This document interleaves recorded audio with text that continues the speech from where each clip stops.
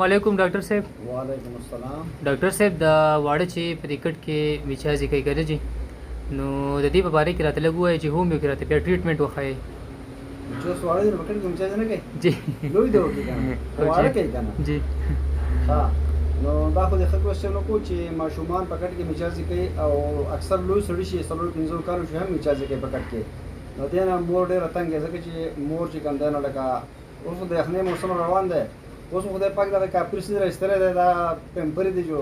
هم د معاشي تور خلک تباہ برباد کو هم لار کوسې د ټکی دي او هم ماشومان په خېږي دا غیر راسه نو دغه لپاره د نجات لپاره په هومیوپیتیک کې یو درې میډیسن یې استعمال کی ان شاء الله کنه دی به ټیک شي نو پمپر د مصیبت تمام خلاصي دا مور چې دا او بل دا وړګه په خېږي هم نو زر په خېږي پمپر د